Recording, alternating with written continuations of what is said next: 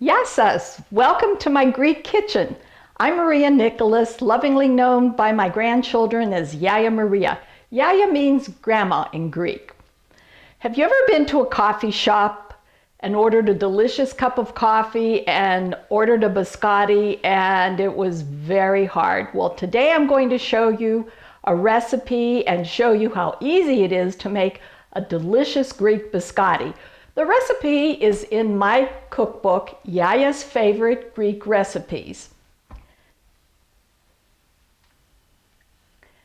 These are the ingredients for Greek biscotti. 1 pound unsalted butter softened, 2 cups granulated sugars, 3 jumbo eggs or 4 large eggs beaten, 1 teaspoon ground cinnamon, 2 teaspoons baking powder, 2 teaspoons vanilla, a half a teaspoon salt, 5 to 6 cups of all-purpose flour. And then for the topping, 1 beaten egg for glazing the tops of the loaves and sliced almonds for the toppings. Okay, let's get started. Before you're baking is to have all the ingredients at room temperature. This is our 1 pound of softened butter. In you go. Whoops. That happens sometimes. Okay, what we're going to do is beat this.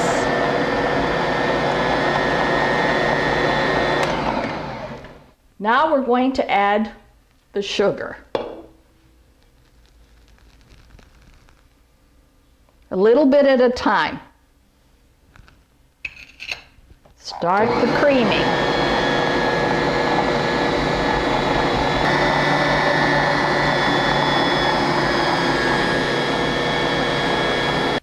While the butter and sugar are creaming, I'll go over the other ingredients. Here we have 4 eggs, which I'm going to beat quickly to blend them well. Next we have the liquid, which is the 2 teaspoons of vanilla, which will go in. And then we have the cinnamon, baking powder, and sugar, and then the flour. Next, we have the eggs. In you go, all of them. And then we blend them very well.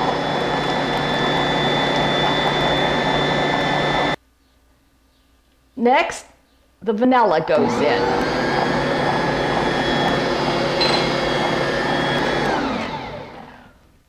We then put the cinnamon, which gives it that delicious Greek flavor. Salt, and give it a little blend.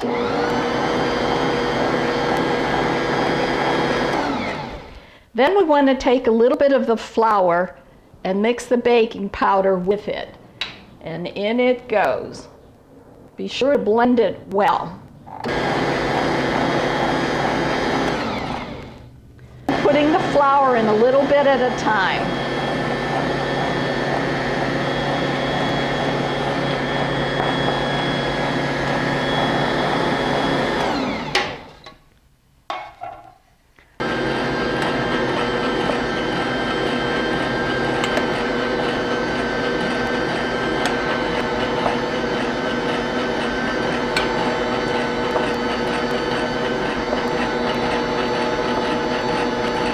Now that the dough has finished mixing, we put a little flour on the counter and knead it once or twice. This time it took 6 cups of flour. We're going to make 4 loaves. Cut them evenly. You can make 6 loaves, and the biscotti will then be a little smaller. I like to separate them and have my pans ready. My cookie sheets, I have put parchment paper on. It's easier after the loaves are baked to lift the parchment paper and take it out. So this is how we're going to do it.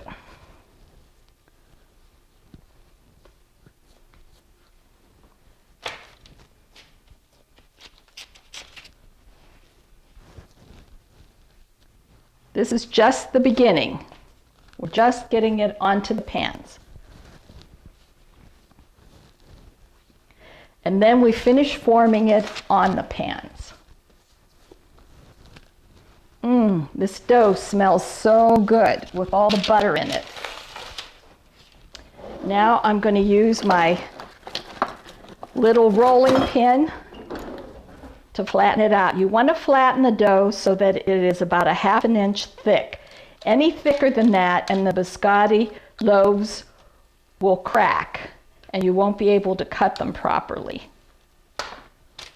This takes a little bit of time, but the time and effort you spend on it now will give you a better finished product. This is also good for the hands. Look at all the nice butter on your hands, giving you nice smooth skin.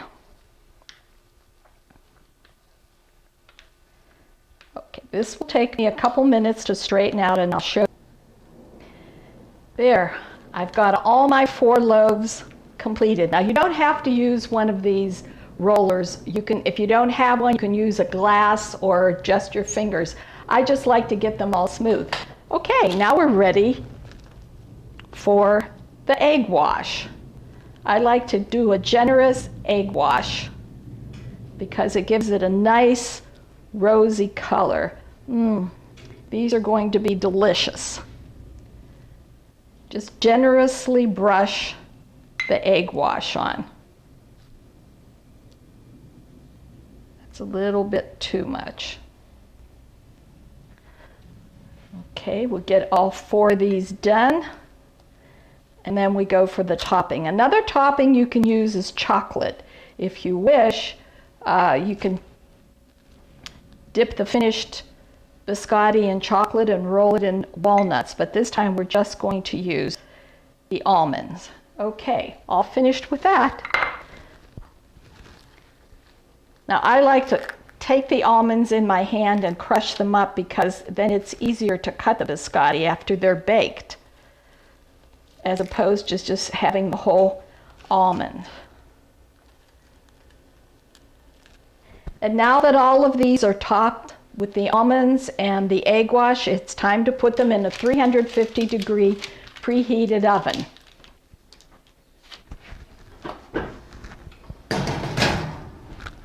And we're going to bake them for about 30 minutes.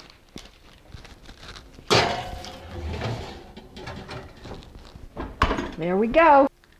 The biscotti loaves are out of the oven and I've started to slice them. You need a very sharp knife. I like to cut the end off to give each biscotti piece a nice finished look. You can get from 10 to 12 biscotti out of each loaf depending on how big you want to slice them. A good sharp knife or a serrated knife is good for this.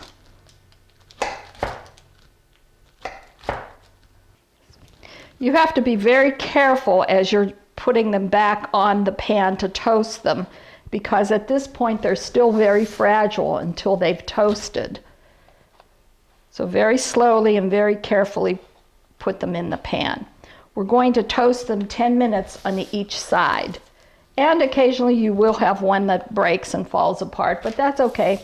That just means one more for the baker to eat. Okay, just about finished here. Toasted on one side, I'm now turning the first pan over to toast on the other side for another 7 to 10 minutes. And then the biscotti will be finished. See how easy it was to do this? And you'll have about 3 dozen or 4 dozen wonderful, delicious biscotti. I've turned them over on the other side. I'll put them back in the oven to toast again for about 7 to 10 minutes.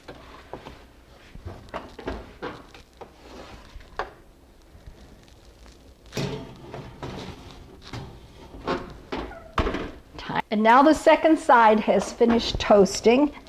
We'll take them out of the oven and cool them. Here they are, the Greek biscotti, ready to serve. That recipe and others can be found in my cookbook, Yaya's Favorite Greek Recipes, that you can find on Amazon.com.